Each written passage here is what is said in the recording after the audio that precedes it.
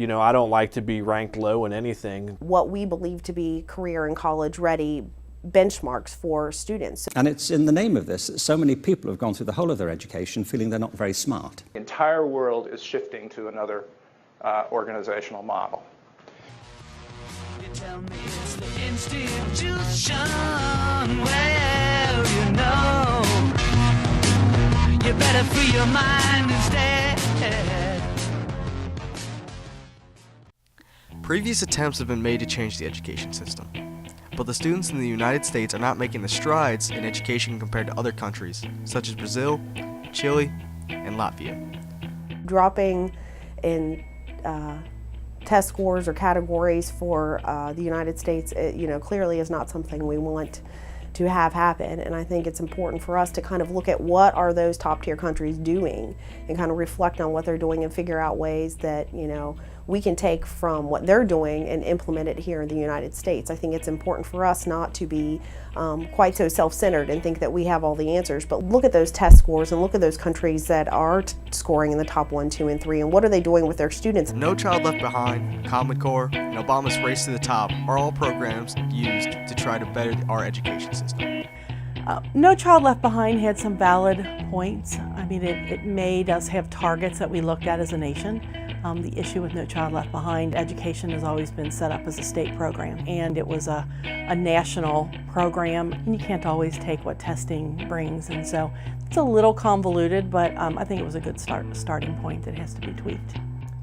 Common Core is a program, I think 47 states are Common Core. It's a national program that has some merits. It's standard-based and so forth. When I was a teacher in the past, I had a curriculum that I would have to follow, certain standards that they wanted us to make sure that each and every one of your students had before they walked out of your classroom. Common Core, I think, is another really good thought process to make sure that all of the students in the United States are kind of learning the same material, and everybody at the end of the day kind of knows what we believe to be career and college ready benchmarks.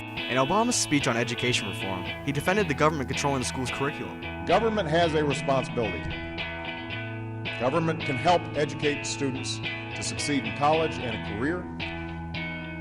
Government can help provide the resources to engage dropouts and those at risk of dropping out.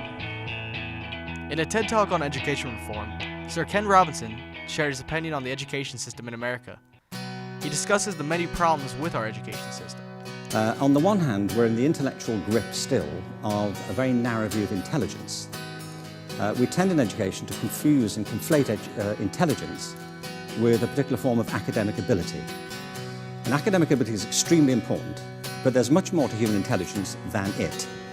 It's a very particular set of capacities for deductive reasoning, for propositional knowledge, and it's important, but if that's all there were to human intelligence, most of human life would never have taken place.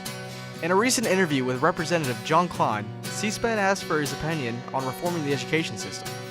Colleague said, well, wouldn't it be better to just have a temporary 2-year solution? He said no. He thought it was time for a permanent solution. He didn't think it'd be that hard to do.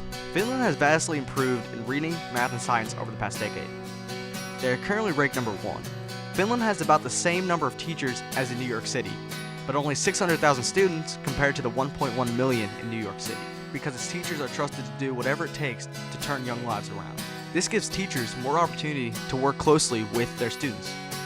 Teachers also make about 102% more than what graduate college students will make in the United States. Students, and I'm not saying that they have the perfect solution, but maybe implement some of the strategies that they're using to make us better.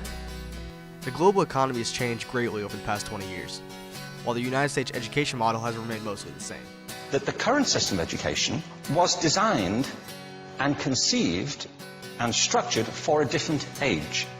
We're identifying some flaws in the education system in the United States, and we're trying to make some improvements.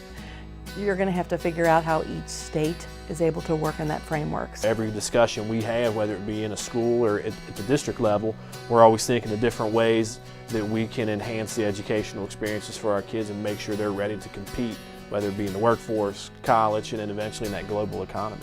Countries ranked higher than the United States invest more money in low-income districts than higher-income districts. It is the reverse in the United States. With graduation rates below 60%, we're going to invest another $900 million in strategies to get those graduation rates up. Strategies like transforming schools from top to bottom by bringing in a new principal and training teachers to use more effective techniques in the classroom. And strategies like replacing a school's principal and at least half of its staff. Biggest problem is a lack of funding when you're asking people or teachers in schools to do certain things but then not giving them the resources to do what they need to do.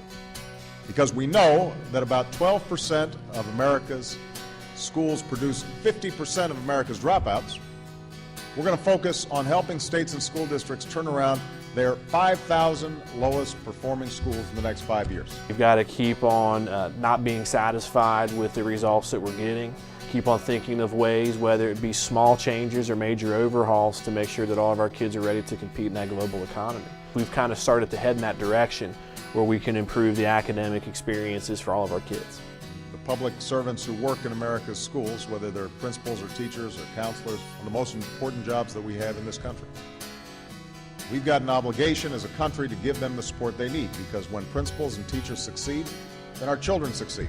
That's our job, and we're working diligently to make sure that they're meeting those benchmarks so that they, when they leave here, they are very well prepared. There's work to be done clearly with the numbers that we're looking at.